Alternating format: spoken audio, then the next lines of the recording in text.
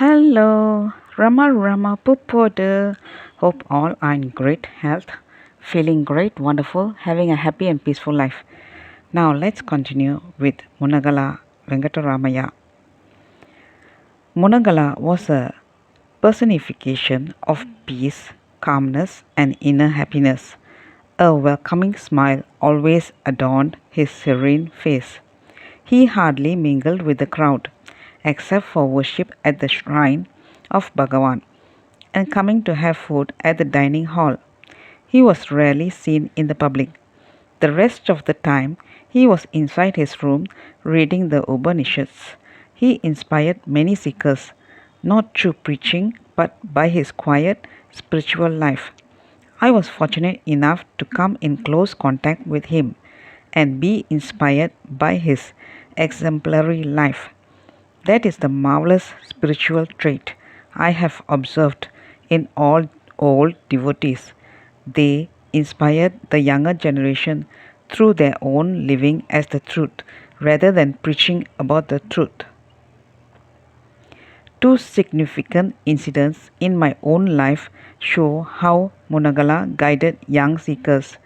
When I settled at Ramana Ashramam in 1960, a few old devotees criticized Kavyakanta Ganapati Muni to me. They claimed that many of Kavyakanta's accounts were merely figments of his imagination. I felt distressed. I approached Munagala, who had not seen Kavyakanta and was neutral about him. When I asked him why well-read devotees slighted the veracity of Kavyakanta's accounts, he told me, "It is not good for you to accuse anyone, especially devotees of Bhagavan. How did you come to know about the accusations against that great man? Were they not the opinion of others? Opinions sprout from the mind. Truth sparkles only from the heart. Whenever you have doubts, turn instantly your attention to Bhagavan and do not take to others' opinions. Bhagavan will guide you." Bhagavan has extolled Kavyakanta's immense capacity for knowledge and dedication to truth. For instance, one day Bhagavan spoke appreciatively of Kavyakanta for about an hour, how he wrote Uma Sahasram and Hara Sahasram, how he taught his students the ancient scriptures, how meek and humble he was, though so learned and capable, how austere he was in doing japa, and how well he achieved what he aspired for. Also, when the news of Kavyakanta's passing away reached Bhagavan in 1936, he remarked, "When are we going to see another like Nayana?" I thanked him from within my heart for this soul elevating explanation. Another day, a lady saint named Mother Ramabai came to the ashram. She had a lot of followers. She would go into a trance whenever some verses were sung. One evening, Munagala came to my room and invited me to attend a bhajan session of Ramadevi. I told him that I was not interested and added, "I have my Bhagavan. That is enough for me." Munagala turned to me with childlike innocence and said, "You have read books on Ramakrishna Paramahamsa, haven't you?" "Yes, Swami," I replied. "You must have read about the fact that Sri Ramakrishna used to go into a state of Bhava Samadhi. We have only read about it, but have never experienced that state. Ramadevi goes into that divine state. This is not a physic state. It is a purely spiritual state. To my knowledge and to the knowledge of others, after Sri Ramakrishna, only Mother Ramabai is able to attain that spiritual state." Munagala then took my hand and gently led me to the hall and made me sit next to him. The bhajan was going on, and Ramadevi was deep in meditation. In the midst of the bhajan, she got up abruptly. Munagala told me, "She has gone into Bhava Samadhi. keep looking at her and be referential. The bhajan was about the mother goddess destroying the demon. Rama Devi enacted the scene, dancing as if she had the sword in her hand and was slaying the demon. Rama Devi was a big build, so it was astonishing to see her quick, swirling movements. Finally, she went into a samadhi after slaying the demon.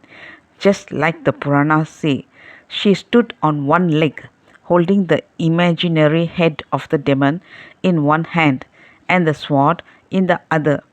Munagala whispered to me, with that kind of build, it is virtually impossible to stand on one leg. It is only the Lord who supports her in that position.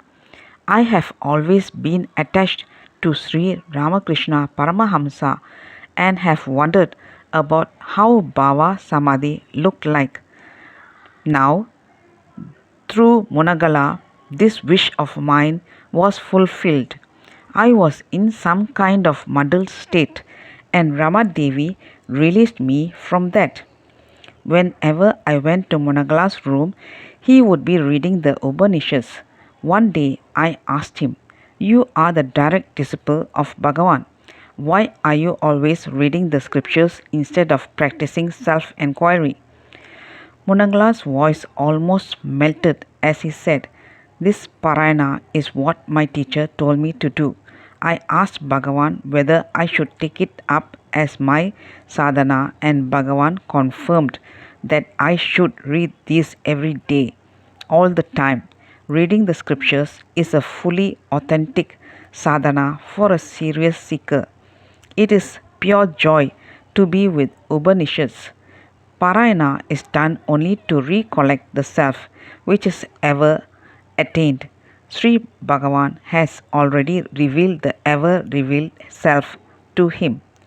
Munagala had another daughter, Kamakshi. She was a child prodigy and was a Sanskrit scholar. By the time she was 9 years old, she had mastered almost all the great Sanskrit works. While still in her teens, she would confidentially enter into debates and hold dialogues with scholars on those subjects and win. In spite of her youth, she seemed to be more knowledgeable. Bhagavan was compassionate even to turn her intellectual knowledge into devotional wisdom. Once a devotee asked Bhagavan, "Is your teaching not merely intellectual?" Bhagavan replied, "I preach devotional enquiry." Early one morning, Bhagavan called Kamakshi into the hall as she was passing by. He gave her Srimad Bhagavatam, a book of supreme wisdom soaked in devotion, mostly dealing with the life and teaching of Lord Krishna. He indicated a place in the hall and asked her to sit there and read the book. When people started coming into the hall, he called her, asked for the book, marked the place that she was at with a bookmark, and told her to come the next day.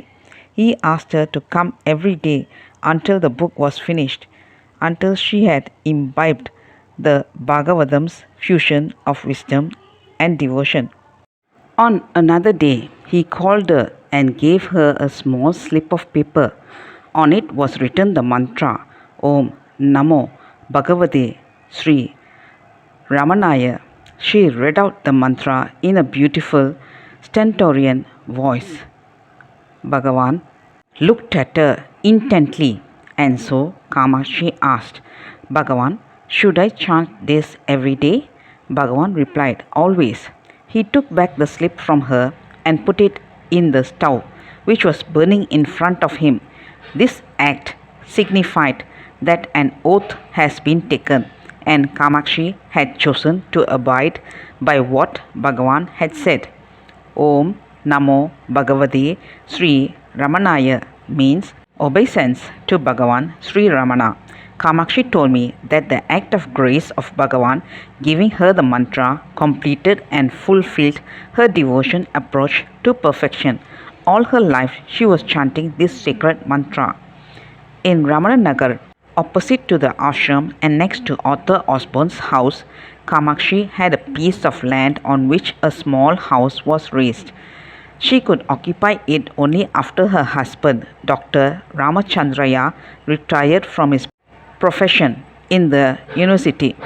The few years that she lived in that house with her husband were the happiest years of her life. She then fell sick and was taken for treatment, where she was diagnosed with terminal cancer. She preferred to spend her last days not as medically advised in a faraway hospital, but in her own home at the foot of holy Arunachala and near her Sadguru Ramana's sacred shrine. Every day I spent a few hours with her. Due to the heavy medication she had to take, her body started to shrink. Kamakshi, a beautiful lady, was unrecognizable towards the end. One day I broke down and cried, "Why hasn't Bhagavan saved you?" She replied, "You pay attention to my exterior appearance instead of my inner state. I have told you many a time I am not the body." The gracious glance which Bhagavan bestowed on me on the very first day of my darshan of him established me in the self. I rarely identify myself either with the body or the mind. The body has come and it has to go. I am eternally the self. Release yourself from the illusion of taking the body to be true. I am always happy. I am in bliss. With a gracious smile, she added, "I bless you. Totally surrender to Bhagavan. Bhagavan will guide you." Kamakshi passed away within a few days. I was blessed to carry her body to the cremation ground and offer it to the flame of flames, Arunachala. Lakshmana Sharma and Munagala vengataramiah are unique in that each of them was humble. They did not seek publicity of any kind. Lakshmana Sharma wrote under the pseudonym Who. Munagala did not publish any of his works until Bhagavan's Mahasamadhi. Many years after the Mahasamadhi, Munagala showed me the manuscript of his English translation of Tirupura Rahasya and asked, "Have you seen this?" It was just a comment and not a request to publish it. These two devotees had obliterated their egos totally. When the book was to be brought out, I told him that I did not understand the meaning of the title. He felt it was very clear. I explained to him that the meaning would not be apparent to all, but he said, "This is what I showed Bhagavan. How can I add something now?" I told him that it would be better if it could be done for the sake of other people. He then added the subtitle, "Mystery Beyond the Trinity." When Bhagavan passed away, Munagala left the ashram and went to stay with his children. However, he was invited to come back to the ashram. In 1955, he took sannyas and took on the name Swami Ramananda Saraswati. When he was absorbed in Arunachala in 1963, in accordance with his specific instructions, his body was interred inside the compound of Kamakshi's house. Munagala vengataramiah lives eternally as a glowing flame in the raging fire of wisdom, Arunachala Ramanan. That's all, folks. Let's see in the next chapter. Thank you. Bye bye. Rama Rama Pupoda.